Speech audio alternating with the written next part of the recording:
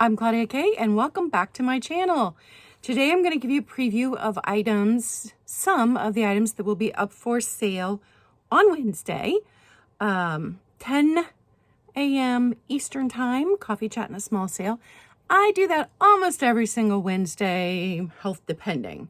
My goal is always to do at least coffee and a chat. I don't always have the physical ability to do that. And if you've been around since the beginning, or if you've watched any of my videos on my second channel, Claudia Kay Behind the Scenes, or is it, I think it's Claudia Kay Behind the Scenes. Brain fog, couldn't even tell you right now.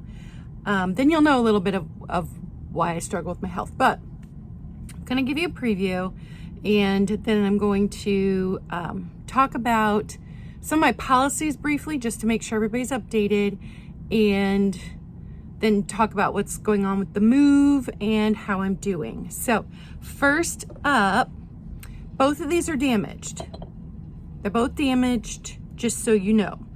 I sourced one and then I purchased the other probably back in 2021 from a new reseller who was just getting her start. And I wanted to be supportive and thought it was beautiful. But it did have a break that I knew about. I don't know why I needed to know all of that, but so this pineapple fairy lamp that does have a very big crack in it somewhere. Oh, I don't even remember which half of it has the big crack, but it has, oh, right there. Okay. So well, the big crack is in the glass in here. You can just barely, can't stick your fingernail in it, but you can feel there's a crack. It is fine for using with an electronic, a little battery powered tea light. You would never want to use a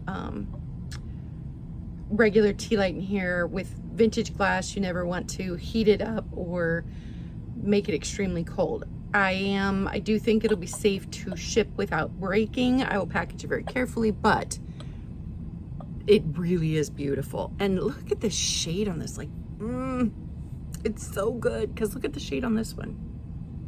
Totally different.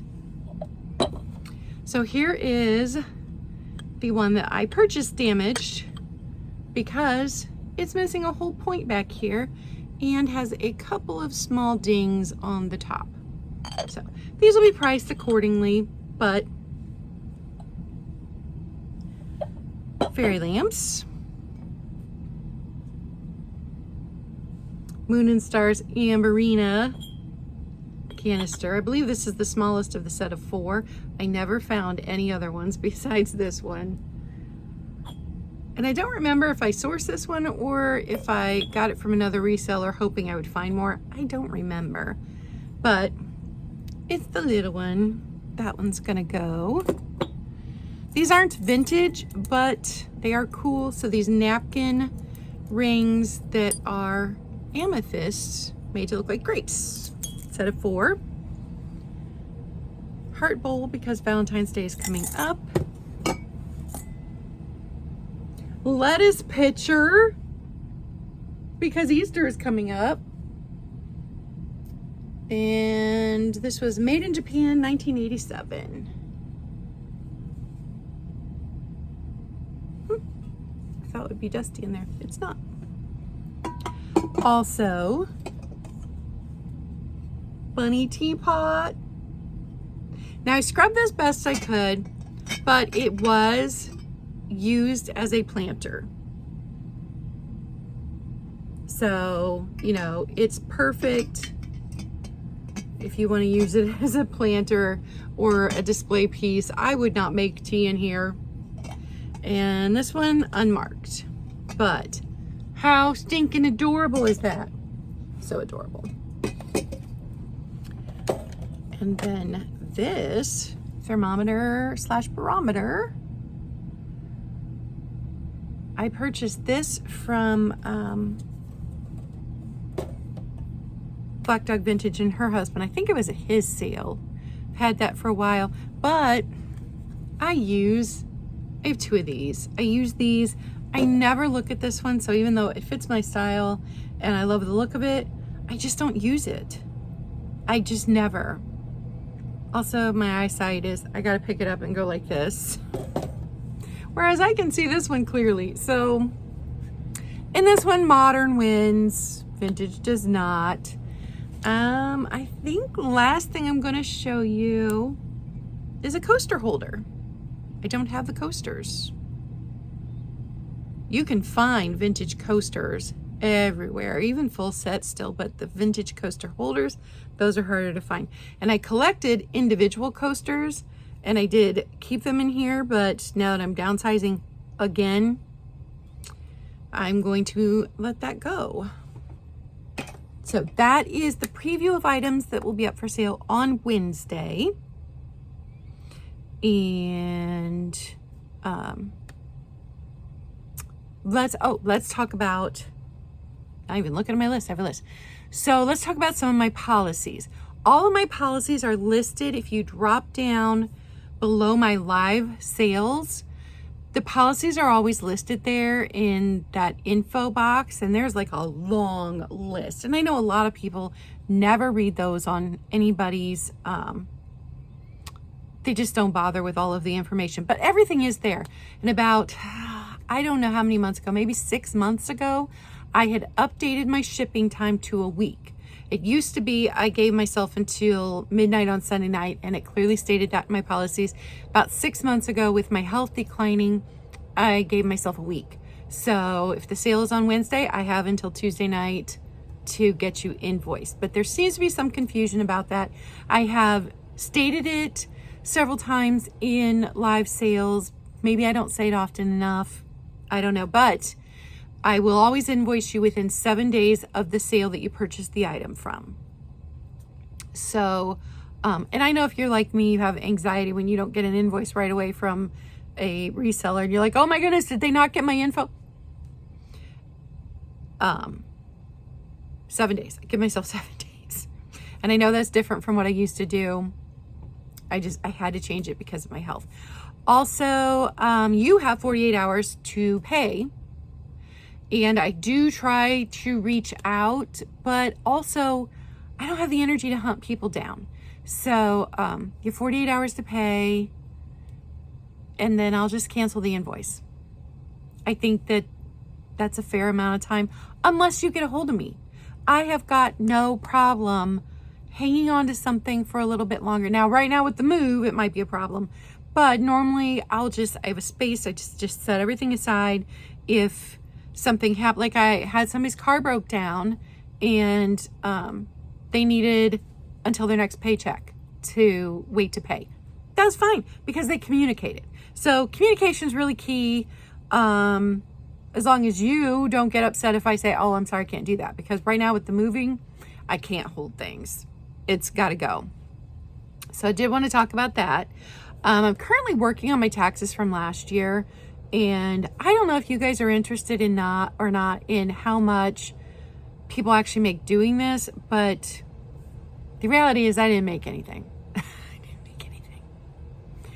And so going forward, I will be switching some things up and we'll see how that goes. But one of the things I will not be doing again is the dollar clearance sales, because my original thought was, well, it's better for somebody else who loves vintage to own it versus me donating it back. But I lost a lot of money doing the dollar clearance sales because on average, every package that I ship out costs $2 in packaging materials. If you average out boxes, and sometimes I do occasionally have to buy boxes. I have tons of family members and friends that save boxes for me, but they're not always the appropriate size. And sometimes they're just, nobody has boxes and I have to buy boxes. So on average, boxes cost at least $1. Bigger boxes cost more. Smaller boxes used to cost less, but I'm not sure now if that's the truth this year because prices have gone up so much. So boxes right off cost $1. And then I buy the big rolls of bubble wrap, but I use for a small item, I use 2 sheets of the small bubble wrap and 1 sheet of the large bubble wrap for every item. And for bigger items, you double that. And then packing paper. So I fill the voids. So packing paper gets stuffed in here, packing paper gets stuffed in here, and then the box gets stuffed with packing paper. So when I averaged out how much packing materials I was using last year, the average cost was $2 per item. And that's just for an average item. The bigger the item, the more the cost. And you would think, well, brooches and ephemera, that's cheaper, right? Envelopes are $1, on average $1. You can buy sometimes 10 packs or bigger packs online, and it makes them cheaper, but then I've got to store that. And do I have the space for those? Or do I even have that much money to buy a multi-pack versus just buying one? So that's material. And then I have, I always include a little note that says thank you on a game piece. And for a while there, I was wrapping ribbon around every piece, and now my health, I just don't have the energy. But all of that costs money too, even though I would buy it from garage sales or buy a big bag from the thrift store. That still costs money. It all adds up. So the average cost of a small item going out the door is $2. So say I purchased that item for $4. I needed to make at least $8 on it, because you've also got the cost of the gas to drive to source, the time, I'm not getting paid for my time to source, the cleaning products I use to clean it, because I don't like OPD. Nobody likes other people's dirt. So every item that comes in gets cleaned immediately. I do not let items come in here and sit dirty around here. They get cleaned immediately. So you've got all of my time, you've got cleaning supplies, you've got gas to go sourcing. That all adds up too. So say I bought an item for $4. Now I'm $6 in on it because of packaging materials. And then you factor in the gas to go get the item and the cleaning supplies. It's still not even my time. So let's add another $1.50 to that. I'm $7.50 on this item. If I sell it for $8, I've made 50 cents. If I sell it at $1 clearance after I've also had it sitting here and I'm storing it for all of that time, I've lost so much money. So I am donating things back. If they don't sell, I am donating them back, because at least it's not costing me more time and money to ship it. It's not costing me energy. So for me, with chronic illness, it is not worth it to do the dollar clearance anymore. With $5 clearance, which is what I've been doing, sometimes I break even.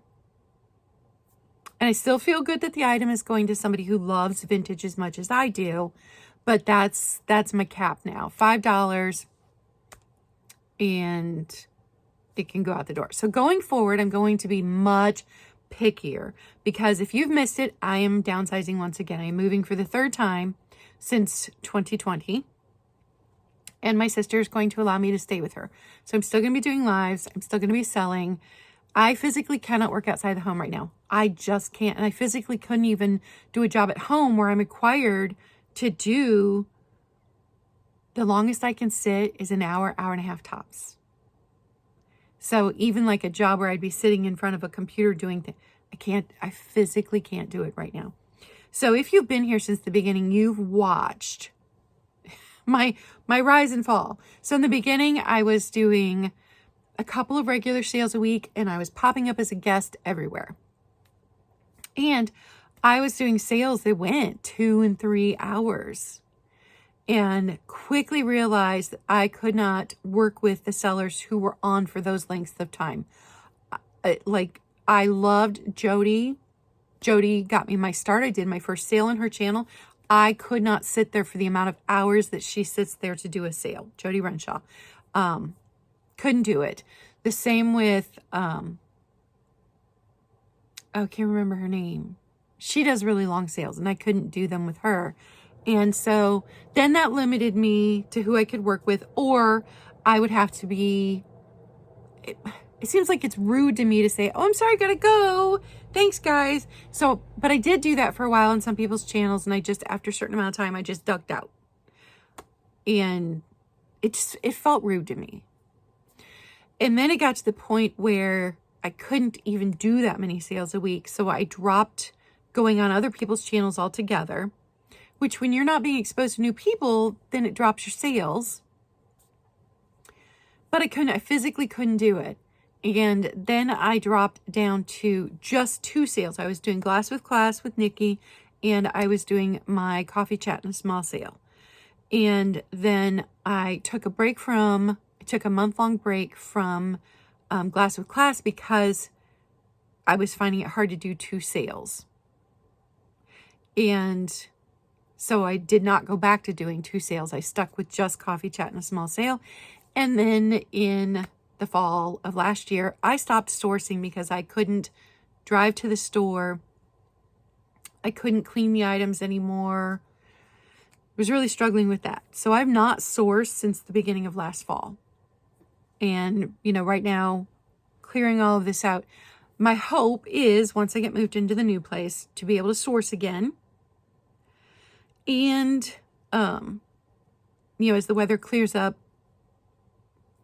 and is nicer, because my moving the weekend of February the 17th, I'm moving. So I'm moving in 3 weeks. I have 3 weeks to get everything in here packed up and get out of here. I have to be out by the 20th. So my hope is to source 10 items a week. Just 10 items a week, have them up in my coffee chat small sale, and have them be worth my time. So I need to be actually making a profit on these items. I'm also going to limit the size because I'll have limited storage for boxes, for packing tape, for bubble wrap. So I'm going to have to limit the size of so no more big gigantic items, that kind of thing. So we're going to keep it, but my plan is to bring you the best of the best. So not buying any more items that have damage, which is kind of last year I stopped buying items that have damage. I didn't stop selling them because I'm selling off personal items that I kept. But the thing is, when you have chronic illness and you are in chronic pain every day, it produces brain fog, if you aren't aware. And then brain fog makes you not be as careful about buying things. So you don't remember to look them over as carefully when you're in the store. Or we all know the bad lighting, like if you're garage selling and you're in a garage, sometimes you don't have the extra energy to walk out into the sunlight and hold that item up, and you get home and it's got a big crack in it. So, there's sometimes you are just going to get a damaged item. It happens. But my plan going forward is to bring 10 good items to every coffee chat and a small sale, and then do 1 static sale like at the very beginning of the following month with anything that did not sell, and then get rid of it, move it on out. If it doesn't sell, I don't have the space to hold on to it. I just don't. So that's my plan going forward for this year. I absolutely do want to do another altered book project, and I think I'm working that so that I'm going to be able to. So that's exciting. We'll see how it goes, but that is the plan. And so I did want to talk about how the packing is going. If you're still here, thanks for hanging out this long. It's not going well, guys. This is absolutely the worst time of year for me. Physically, I don't do well with the storms that blow through in the winter, with the ups and the downs and the barometric pressure changes and the temperature changes and the polar weather, and I don't do well. So I'm just trying to muscle my way through it. I don't know. I've got 3 weeks. I don't know if I can get it done. I seriously have no idea. Plus, I've been doing this massive project of going through all of my CDs, a lifetime of CDs. And I mentioned, I think on my live 2 weeks ago or a week and a half ago, that I was a huge 80s music fan, but I hadn't listened to music in the 80s because I grew up in a very, very strict home. My dad was a preacher, and we did not listen to anything but Christian music. And not Christian rock, hymns. Hymns were allowed and classical music was allowed. So then I moved out when I was 18 in 1991 and started my own music collection. But I had to catch up on all that 80s music that I had not been able to listen to. So I'll just show you guys what I found, right? 1, and this is a double disc. 2, 3, 4, 5, 6. KB Toys. Does anybody remember them? 7, 8, 9, 10, 11, 12, 13. 13 80s mixes. I just had to show you guys that. That was funny. But I'm almost through all of my CDs, and I've gotten them moved into CD, you know, the zip-up case that everybody in the 90s had in their car. And that way it reduces my storage. I was very strict about buying CDs once I had kids. And so, you know, I went without a lot. When I was raising the kids, I did not have a lot of money. Had more than I have now, but I did not have a lot of money. And so for me to invest in a CD, I had to like at least 3 songs on it. So honestly, I have not gotten rid of a lot. I've gone through hundreds of CDs, hundreds, and maybe gotten rid of 25 of like 500 CDs. And there were some that got tossed because they didn't work right anymore or had been damaged in some ways, or, you know, like an ex-boyfriend, maybe a mixed CD. So there are some things that got tossed. Not very much, though. And my kids are going through the CDs that I'm getting rid of first, and then my sister wants to look at them, too. So I don't know that even a lot of them will get donated, but I just had to show you guys that was hilarious.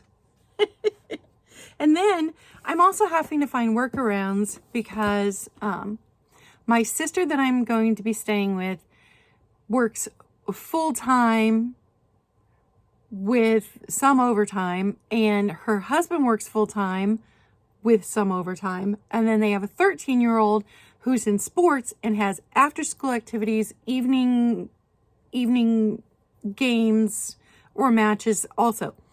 So these are people that are not at home a lot and not at home at the time like I would normally eat dinner. So, plus it is a small 2-bedroom apartment. It is not large. So the fact that they're letting me stay there is amazing, but really an inconvenience for them. It really puts them out.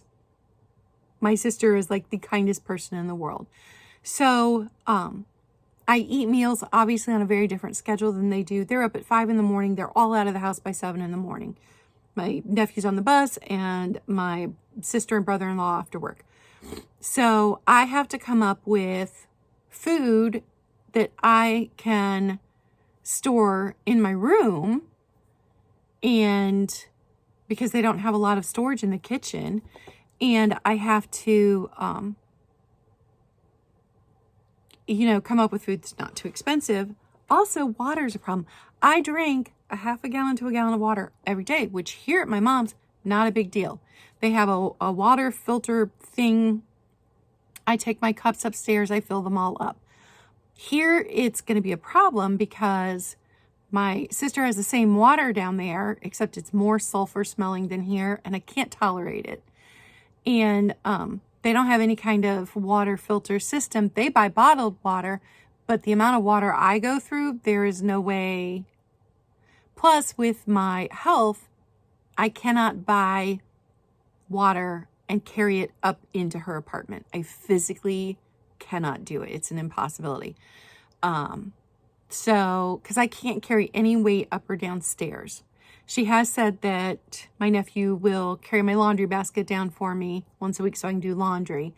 But as far as like, they're not home for them to do, and it's not their job to do this stuff. She's being kind enough to let me stay there. So I had to figure out ways to work around things. So I found this water filter. It's the Water Drop Elfin Pitcher Filtration System. And I read through the reviews. This was on sale for $13.50, I think. And Dad has Prime, so I just gave him $14.45, I think is what it came to with the tax. And the reviews on this were better than the Brita and the Pure. So that's my workaround for water. We'll see how that goes. That just arrived today, so I'm excited about that. But there are also other things I'm trying to find workarounds for, so that I'm not in their way and I'm as inconvenient as possible, because it's a miracle they've opened their home to me, but it is a massive inconvenience for them. It just is. So I'm trying to find ways to make myself as small as possible. So that's what's going on with everything. That's where we're at. One of you, and I'm not going to name names because I don't know if she wants me to say, but one of you sent me money on PayPal to buy totes. I was able to get out this past week, because today's Sunday, this past week, and get the totes. I did my research. I got online. I looked at a bunch of different places to see how much totes were everywhere. And Menards was having this amazing deal on 27-gallon totes for $8.49 a piece. Where, and they're the heavy duty ones, where the same company at Menards for the 17-gallon totes were $9.99. So this size was cheaper and more sturdy. I did look at the Sterilite totes on Amazon, or on Walmart.com, and I think they were $6.99 a tote, but they were not as sturdy as these. So I was able to get 10 of them, and the plan is to get packing this week. So that's what I'm doing. Thank you guys for hanging out. Thank you for all of your support. I appreciate each and every one of you, especially if you watch this far into. Oh, and this hat will be in Wednesday's sale too. I don't love it. It doesn't, I don't know, I don't love it. So this hat will be in the sale also as well. All right, you guys, thanks for watching. Remember, be kind. It doesn't cost you anything, and it may mean everything to someone else. Bye.